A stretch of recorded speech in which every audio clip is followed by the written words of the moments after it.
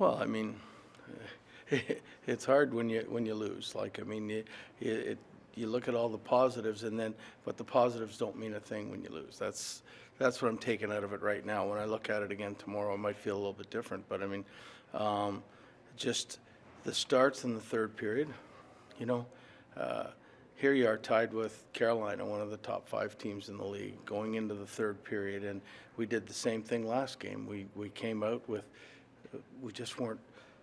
There was something like we're afraid to push. I mean, you saw when we scored the goal, we pushed and we finally got some zone time and everything else. But it's like they're standing around and looking like, oh, what's going to happen now? And it's unfortunate because I think they all care.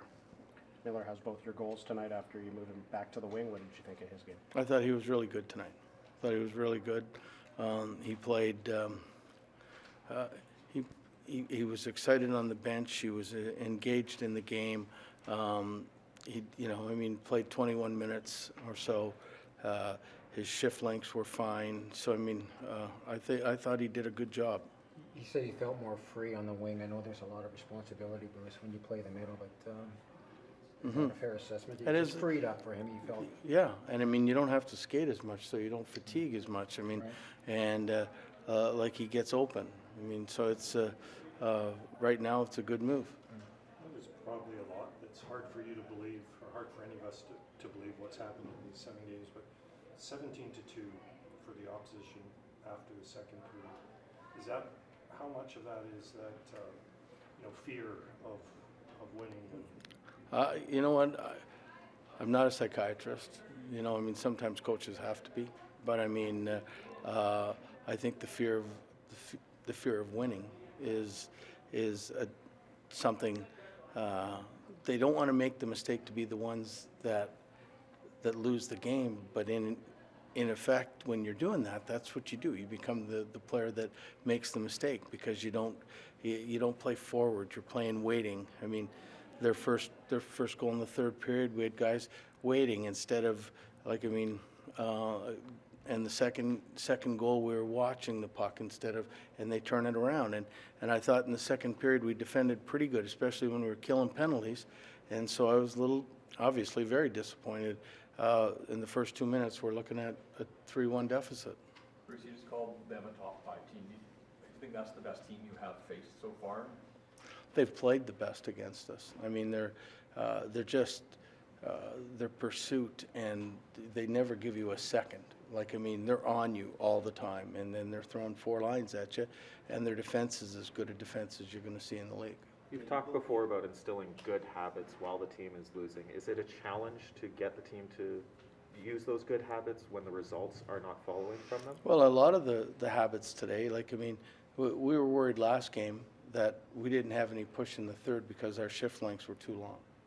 Today, if you look at we had one player with over an average of 50 seconds, and that was 51, which is really good.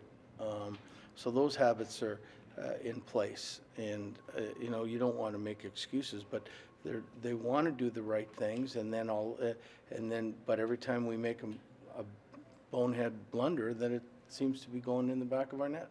Bruce, you had McKay out as part of your extra attacker set there at the end. 4 games in, where do you think he is? Well, I got to believe he's still, trying to find his way.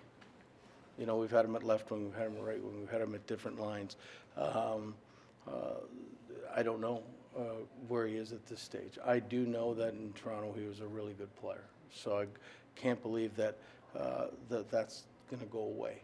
Bruce, during the timeout, you came down with the whiteboard. We don't see head coaches take that often. It seems like the power play guy normally takes there. Why did you want to come down and work the whiteboard with the players there? Well, I had something distinctive that I wanted them to do. And you're right. Usually we let, in our case, Kinger, but I mean, I wanted to get a message across about face-offs and how to get the puck back and be deliberate. So, Bruce, you believe in pressure just as an important force within the game. On some level, do you admire just the discipline with which that team applies it? oh yeah. I mean, when you're watching that team, as a coach, you see all the great things. I mean, when we were cutting up the video for the pre-scout, I mean, you want to make sure you don't put in too many clips that make them look too daunting a task, because they are very good. With the way they also evade it from the back end out, how difficult was it for your group, do you think, to establish a forecheck against that mobile defense? Well, you could see how difficult it was. We had, what, 16, 17 shots? I mean, every time we got it deep, we didn't get it to places we wanted to get it. But, excuse me, their defense are so big, like you could see in the last minute, we couldn't win that one-on-one battle because their defense were so big and strong, and that's what they do. And they get the puck out in a hurry, and they're very good. People think of them as just a speed team, but they're so strong, and they win the battles on the boards. And if you just look at on tape on what they do, it's all about board battles, and then they've got speed to burn after that. After the first power play goal they scored, you went away from that Lazar group. Yes. Starting the PK. What did you think of how Miller and Pettersson, and then Miller and Horvat, how they killed in the second, but also what does that say about your thoughts on the first power play goal? Well, I mean, the first power play goal, it was a seam play, and it was too easy. And Mike goes over this all the time with them, and we're too slow to react. And then I thought in the second and third power play, it was like we said, okay, enough is enough with this goals on the penalty killing. And we played way more determined, and consequently, we killed the penalties. In the third period, you have Pettersson rotating with several different wingers. Has it been a challenge finding the right fit with him as he's playing so well? Yeah, no, it has been. I was trying to find somebody that was sort of would go with him. Like, I mean, Pods was pretty constant on his line, but I mean, trying to find that other winger sometimes was a little more difficult. Bruce, your six defensemen are very different from opening night. Tonight, you got to see a look that we might see for the next few games here. What did you learn about from the deployment that you had with the six guys tonight? Well, I thought Brisbois was pretty good for his first game, and hopefully it's not a one-game thing, but I thought he played well. I mean, it is what it is. We've got a lot of injuries on the back end, but then what a good team does is their forwards help out a little bit more.